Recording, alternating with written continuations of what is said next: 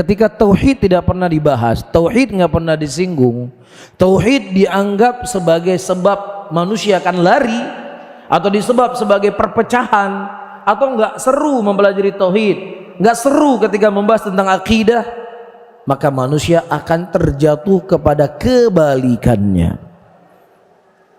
Diceritakan oleh Abdullah bin Abbas radhiyallahu ta'ala anhu warḍahu,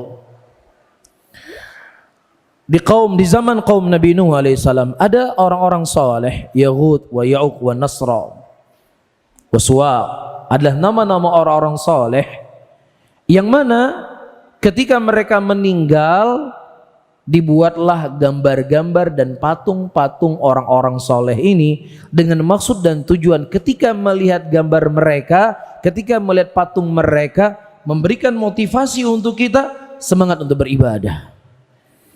Iya, memberikan motivasi kepada kita semangat untuk berbuat kebaikan. Itu tujuannya. Tujuannya mulia, tujuannya baik. Kemudian setelah berlalunya zaman, generasi pertama telah meninggal, generasi kedua telah meninggal, generasi ketiga telah meninggal. Kemudian syaitan membisiki mereka kalau nenek moyang mereka dulunya menyembah ini kepada selain Allah Subhanahu wa taala. Kemudian disembahlah kepada selain Allah Rabbul Alamin. Ya dan billah. Kata Syekh Muhammad At-Tamimi, ketika permasalahan tauhid tidak pernah lagi disinggung, maka manusia akan terjatuh ke dalam kebalikan dari tauhid itu, yaitu syirik kepada Allah Subhanahu wa taala. Kita nggak perlu cerita jauh-jauh para hadirin. Kita sudah cerita tadi di zamannya siapa? Di zamannya Umar bin Khattab radhiyallahu taala anhu. Dan di zaman Umar bin Khattab itu sendiri tauhid masih ditegakkan, tauhid masih disebarkan, syirik masih diingkari. Tapi perubahan hati manusia begitu cepat. Padahal mereka hidup di kota Madinah, mereka tinggal di kota Mekah. Khalifahnya Umar bin Khattab, Khalifahnya bukan seperti kita. Umar bin Khattab khalifahnya. Manusia yang paling terbaik setelah para nabi dan rasul dan setelah Abu Bakar As-Siddiq. Tetapi mulai ada orang-orang yang apa? Yang condong hatinya kepada pohon tadi, menganggap pohon ini pohon keramat, menganggap pohon ini bisa memberikan berkah pada mereka, menganggap pohon ini demikian. Padahal masih hidup Ali bin Abi Thalib, masih hidup Utsman bin Affan, masih hidup Abdullah bin Mas'ud, masih hidup Aisyah radhiyallahu taala anha, masih hidup sebagian besar sahabat Nabi Muhammad sallallahu alaihi wasallam. Tetapi begitu cepat perubahan yang terjadi pada qalbu manusia, begitu cepat perubahan pada akidahnya manusia. Tetapi di tengah mereka ada ulama, ada pemimpin yang mengarahkan mereka kepada hal yang baik dan memutuskan mereka segala pintu-pintu yang membuat mereka terjatuh dalam kesyirikan kepada Allah. Sementara kita ada siapa? Siapa yang mengingkari hal tersebut? Bahkan hal itu di tengah-tengah kita disuburkan, dihidupkan, dilestarikan. Bahkan itu dijadikan sebagai bentuk kecintaan seseorang kepada negara Indonesia.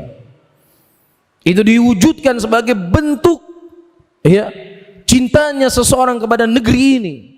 Tapi ketika dia anti dengan hal yang seperti itu, maka dia adalah kaum radikal, intoleransi, dan orang-orang yang memang anti dengan negara Indonesia. Hasbunallahu wa ni'mal wakil. Sehingga menambah ujian itu semakin berat buat kita para hadirin dan hadirat rahimani wa rahimakumullah. Ini kita cerita pohon itu berada di sekitaran Hudaybiyah, dekat Mekah. Nah, orang-orang yang jauh dari Mekah, yang jauh dari sahabat Nabi, walaupun sahabat Nabi masih hidup pada waktu itu, kondisinya lebih dahsyat lagi, lebih mengerikan. Di zamannya Umar bin Khattab pada waktu itu, beliau mengirim surat balasan kepada Abu Musa al-Asy'ari. Abu Musa al-Asy'ari waktu itu menjadi gubernur. Didapatkanlah jasad seorang nabi, yang mana nabi itu jasadnya tidak membusuk. Jadi keyakinan mereka pada waktu itu kalau musim kemarau dikeluarkan jasad nabi tadi supaya bertawasul agar diturunkan hujan. Ya, pemimpinnya waktu itu Abu Musa al-Asy'ari, gubernurnya. Khalifahnya Umar bin Khattab radhiyallahu ta'ala anhu. Kemudian dikirim surat oleh siapa?